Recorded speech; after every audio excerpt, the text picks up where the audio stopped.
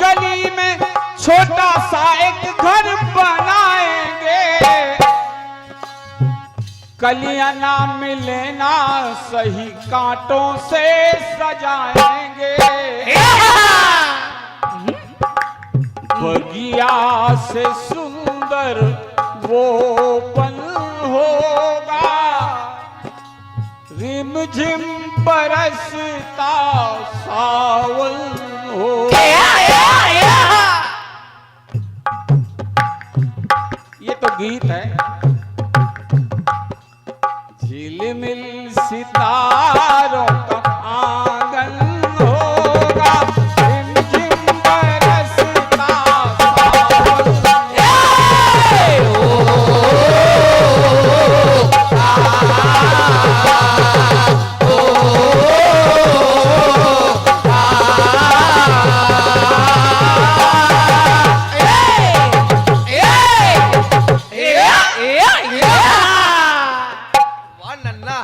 मैंने बहुत वर्षों कीर्तन की सेवा की है और एक अनुभव पाया है कि कलाकार को ये चयन भी करना चाहिए कि हम किस गांव में, किस शहर में, कहां कार्यक्रम कर रहे हैं, गीत कैसा रखें। ओहो, यही तो बात है। अगर हम जुंडी की रोटी खाते हैं तो हमें पिज्जा और बर्गर में मजा नहीं आएगा। उका चाउमीन नहीं चलेगी। हमारी भाजी ही हमें अच्छी है। यहाँ के लोग कथानक गीत सुनते तो उनको शायद और अच्छा आनंद आता। एक बार नारद जी भगवान के पास पहुंच गए और नारद जी ने भगवान से कहा, प्रभु हमें सत्संग का फल बताइए। सत्संग का फल बताइए। भगवान ने कहा, इस समय हमें समय नहीं है फल बताने का, तुम जाओ और टीकमगढ़ जिला में किले के पास एक गोबर का ढेला पड़ा है, उसमें एक गुरवीला रहता है, उस गुरवीले के कान में पूछना कि बेटा सत्संग का क्या फल है, तो वो गुरवीला आपको बता देगा। नारद जी घूमते घामते पहुंचे, वो गोबर का ढेला भी मिल गया और नारद जी ने उसके कान में पूछा कि बेटा सत्संग का फल क्या है।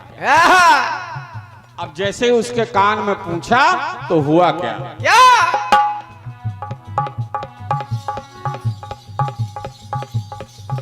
अरे गुरबेले के कान में जब अपना वचन उचारा है,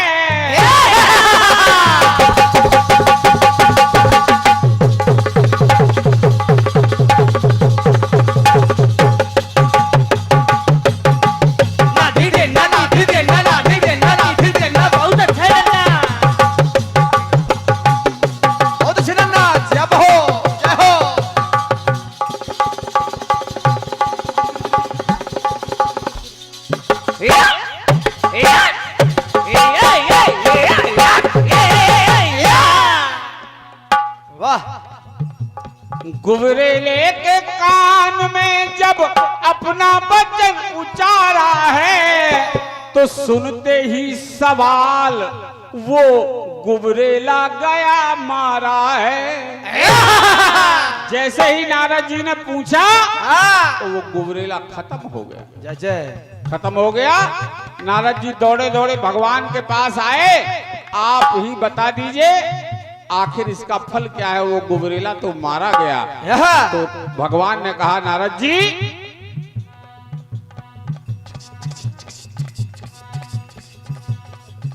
सत्संग का फल बताना होगा।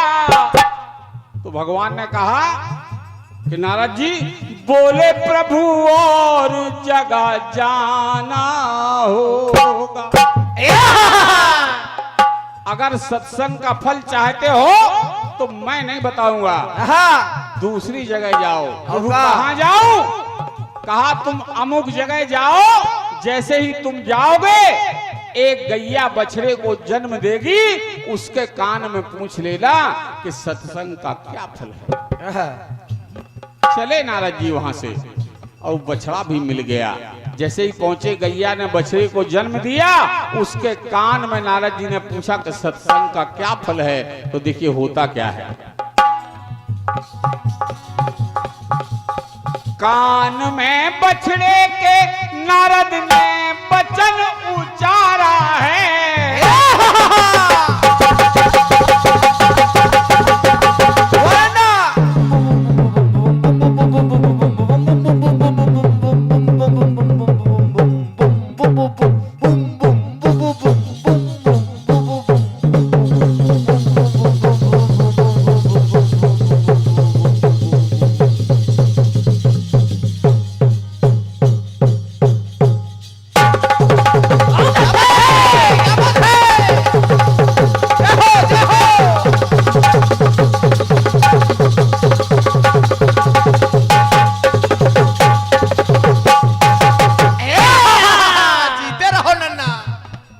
कान में बछड़े के नारद ने वचन उचारा है। तो सुनते ही सवाल वो बछड़ा भी गया मारा है।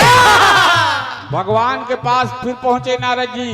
कहा प्रभु अजब लीला है। वहां पहुंचे तो बछड़ा भी खत्म हो गया। आप सवाल का उत्तर बताइए। भगवान ने कहा जाओ नारद जी, एक राजा के कोई संतान नहीं होती थी, लेकिन तुम जैसे ही जाओगे उसके पुत्र होगा तो तुम उस पुत्र के कान में पूछना कि सत्संग का फल क्या है। नारद जी ने कहा प्रभु गुबरेला मरा कोई बात नहीं, बछड़ा मरा कोई बात नहीं, लेकिन अगर कहीं राजा का लड़का मर गया तो हम तो वहां से वापस नहीं आ पाएंगे। ऐसी जगह मुझे न फंसाओ। भगवान ने आश्वासन दिया कुछ नहीं होगा, जाओ मेरा विश्वास करो। और नारद जी चल दिए। उस राजा के यहाँ पहुंचे। जैसे ही नारद जी पहुंचे समाचार आया कि महलों में राजकुमार हुआ है। नारद जी ने कहा राजन हम तुम्हारे बच्चे से बात करेंगे। राजा ने कहा महाराज अभी बच्चा पैदा हुआ है, उससे आप क्या बात करेंगे। कहा ऋषियों की बात के बारे में तुम नहीं जानते, हम उससे बात करेंगे, लेकिन जहां वो लड़का लेटा है उसको ऐसी जगह रखवाओ जिस मकान में दोनों तरफ से दरवाजे हों। क्या बात है। नारद जी ने सोचा आगे के दरवाजे से जाएंगे और अगर कहीं मर गया तो पीछे से खिसक जाएंगे। अरे दो जगह के थके हारे हैं, उधर गुरबीला मर गया, इधर बछड़ा मर गया, यही रामलीला यहाँ हो गई। तो ये तो राजा हैं, ये तत्काल सजा देंगे। यहाँ से निपटने का कोई तरीका मिल गया। खैर ऋषि की इच्छा थी।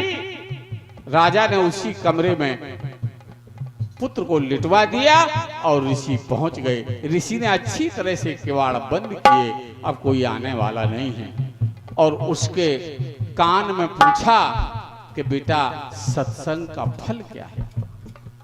सत्संग का फल क्या है। वो बच्चा मरा तो नहीं। उसने कहा नारद से कि अभी नहीं समझे आप। बोले नहीं। बोले सुनो।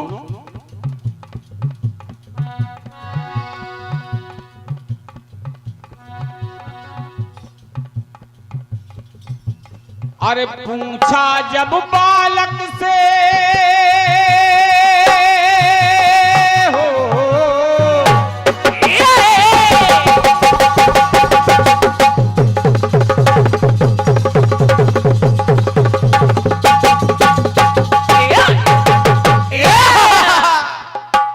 बोले महाराज नहीं पहचान पाए। बोले नहीं।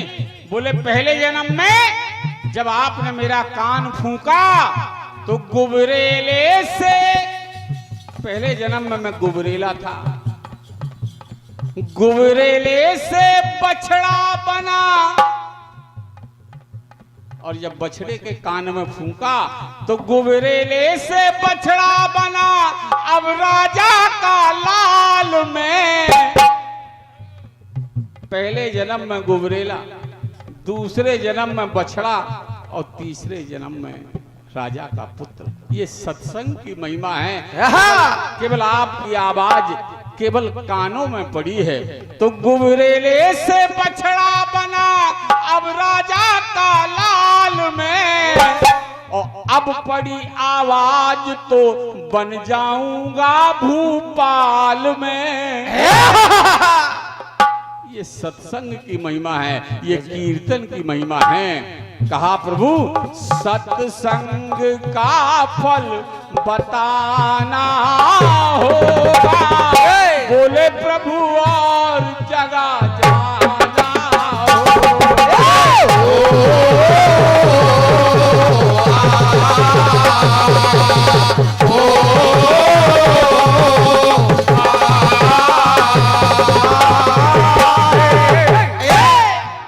अरे बोले प्रभु और जगह जाना होगा।